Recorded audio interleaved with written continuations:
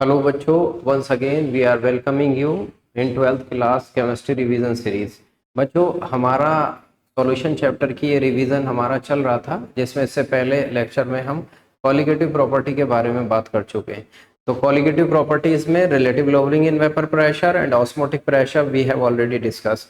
बच्चों, आज दो कॉलिगेटिव प्रॉपर्टी जो ऑलमोस्ट सिबलिंग कॉलिगेटिव प्रॉपर्टी है उनके बारे में बात करेंगे। फॉर्मूला भी बिल्कुल सेम टाइप का होगा और उनके लिए क्वेश्चन भी बिल्कुल सिमिलर टाइप के होते हैं। Those two colligative properties are elevation in boiling point and the next one would be depression in freezing point. तो बच्चों, ये कॉलिगेटिव प्रॉपर्टी हमारी एलिवेशन इन बॉइलिंग पॉइंट क्या होता है।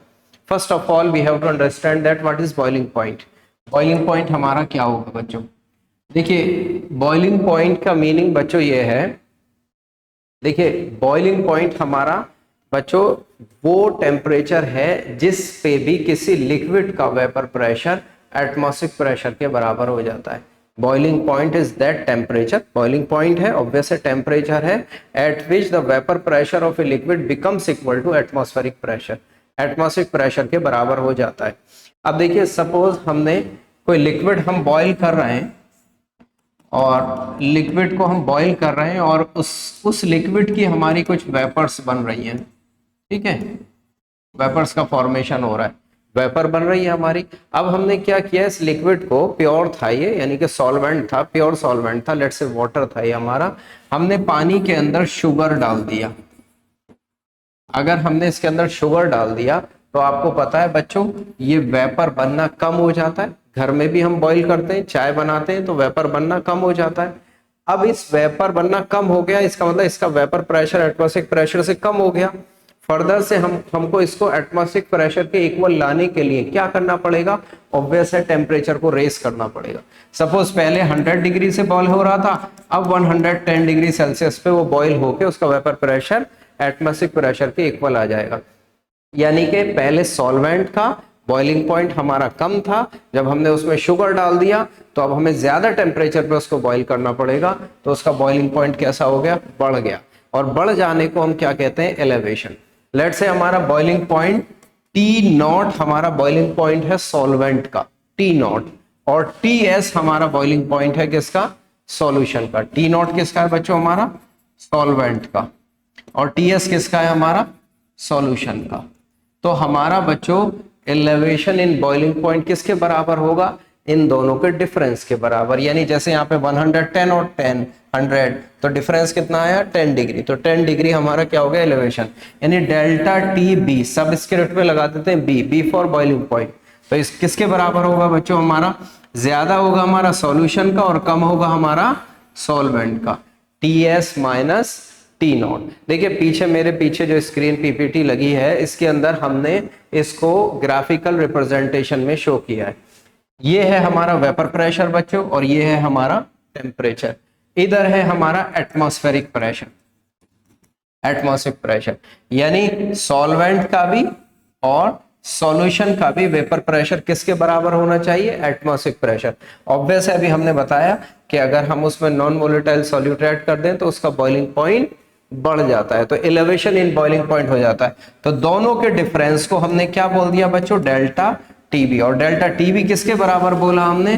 टी एस सॉल्यूशन का boiling point minus T not मतलब solvent का बॉइलिंग पॉइंट। और बच्चों, जितना ज्यादा शुगर डालेंगे उतना आपको उसकी बर्नर को हीट ज्यादा देनी पड़ेगी, ज्यादा बढ़ाना पड़ेगा, टेम्परेचर को ज्यादा बढ़ाना पड़ेगा। इसका मतलब elevation in boiling point directly proportional होता है बच्चों हमारा। नेक्स्ट स्लाइड के अंदर देखें, फॉर डाइल्यूट सॉल्यूशन। ऑब्वियस है, जो पूरे चैप्टर में हमारी बात की जा रही है वो डाइल्यूट सॉल्यूशन के लिए। Dilute solutions delta TB is directly proportional to the molal concentration. किसके बराबर होगा बच्चों? हमारा ये मोलल कंसंट्रेशन। यानी delta TB directly proportional to M, molality. M क्या है बच्चों? यहाँ पे molality. Delta TB directly proportional to M. और प्रोपोर्शनलिटी साइन हटाने के लिए बच्चों एक कांस्टेंट ले लेंगे, उसको क्या कहेंगे? KV. This constant is called as molal elevation constant या यूबिलोस्कोपिक कांस्टेंट। बच्चों, मोललिटी, अगर इस फॉर्मूले को फर्दर हम ओपन करेंगे, delta TB is equal to हुआ हमारा केबी इंटू एम। और मोलैलिटी हम जानते हैं बच्चों क्या होता है, मोलैलिटी इज इक्वल टू होता है number of moles of solute divided by mass of solvent in kilogram. किसमें होता है बच्चों, mass of solvent in kilogram. तो नंबर ऑफ मोल्स को फर्दर मोर ओपन कर लो, mass of solute WB divided by MB, mass of solute divided by molar mass of solute into mass of solvent WA। A से represent करते हैं हम solvent को, और उसको ग्राम में लेंगे तो ऊपर मल्टीप्लाई कितने के कर देंगे बच्चों, 1000 का। ये मास ऑफ सॉल्वेंट अब हमने ग्राम में ले लिया है यहाँ पे, इसको वैल्यू को उठा के यहाँ पुट कर दें बच्चों। जब पुट कर देंगे तो हमारे पास डेल्टा TB कितना आ जाएगा हमारा, 1000 into KB into WB divided by WA into MA। बच्चों ये वर्किंग फॉर्म आ जाएगी हमारी एलिवेशन इन बॉइलिंग पॉइंट पे। एक सीधा सीधा क्वेश्चन आपको इसके ऊपर बनेगा, एलिवेशन इन बॉइलिंग पॉइंट। ठीक है बेचारे। अच्छा, उससे पहले थोड़ी सी बात मैं KB के बारे में भी बता दूं, जो हमने यहाँ पे बताया है। KB जो होता है ना, वो स्पेसिफिसिटी है किसी सॉल्वेंट का। किस बात पे डिपेंड करता है, ये सॉल्वेंट के मोलर मास पे डिपेंड करता है, सॉल्वेंट के बॉइलिंग पॉइंट पे डिपेंड करता है, और एंथैल्पी ऑफ वेपोराइजेशन पे डिपेंड करता है।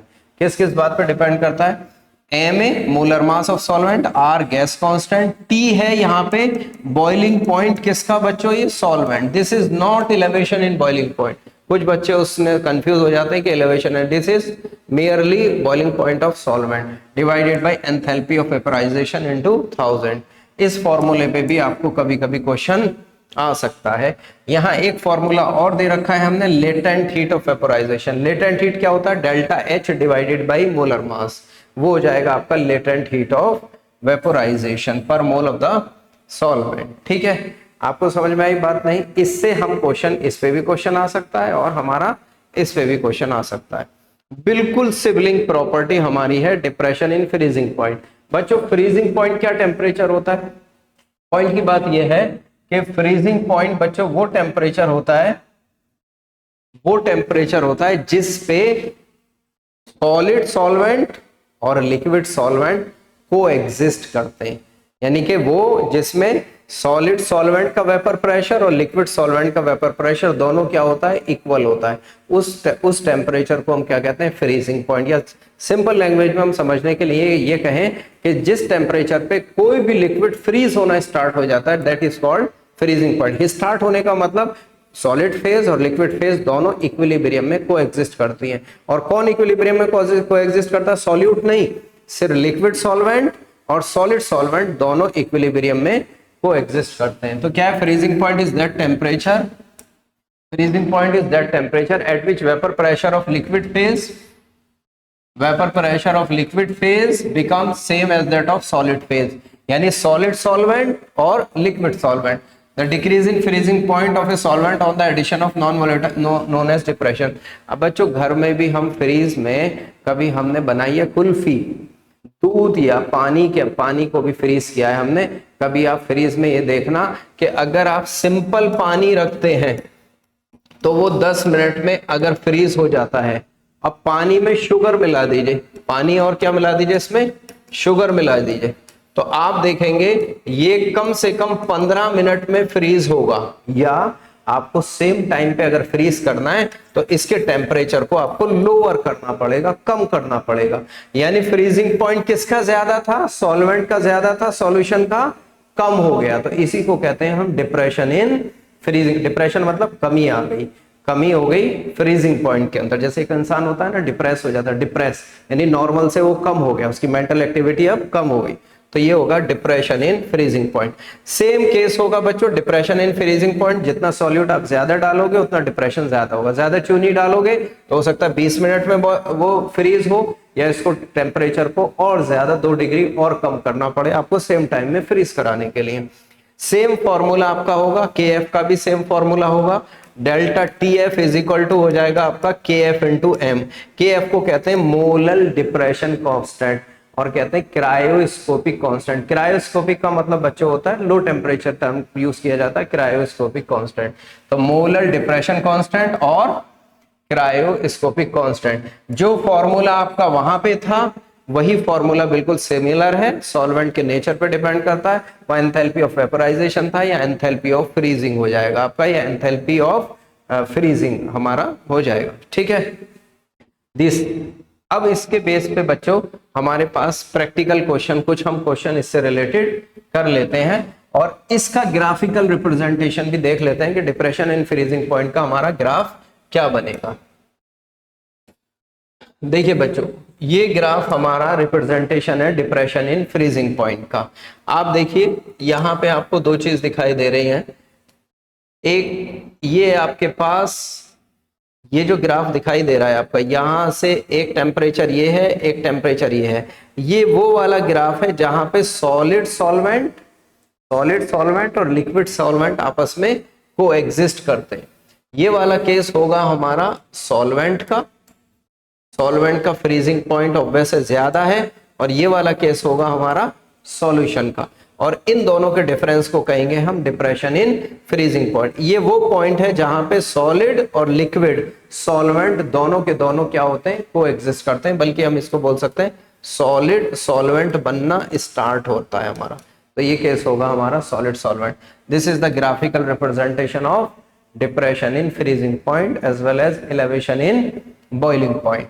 बच्चों वर्किंग फॉर्मूला वही हमारा, देखिए जो भी हमने सब कुछ पढ़ा है इसके बेसिस पे एलिवेशन इन बॉइलिंग पॉइंट और डिप्रेशन इन फ्रीजिंग पॉइंट पे एक क्वेश्चन हम देख लेते हैं।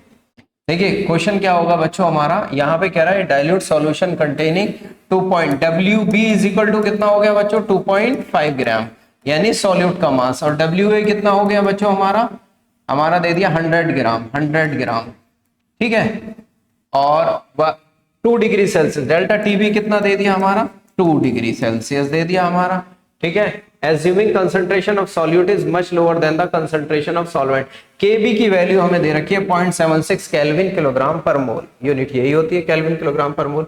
तो क्या होगा बच्चों, यहाँ पे फॉर्मूला लगाओ 2 is equal to 1000 into WB, जो कि आपको कितना दे रखा है 2.5, ठीक है, इंटू केबी कितना दे रखा है 0.76, डिवाइडेड बाई WA 100 दे रखा है, और MB हमें निकालना है। मास ऑफ सॉल्यूट क्या करना होगा बच्चों, हमें निकालना होगा। तो MB यहां से हम फाइंड आउट कर लेंगे, लेकिन उसने पूछा क्या है, lower the concentration of the solute the vapour pressure of the solution. फिर हमको फॉर्मूला लगाना पड़ेगा बच्चों delta P by P is equal to WB divided by MB WA divided by MA, क्योंकि हमको ये RLVP वाला फॉर्मूला यहाँ पे अप्लाई हमें करना पड़ेगा, क्योंकि वेपर प्रेशर हमसे पूछ रहा है। ठीक है ना।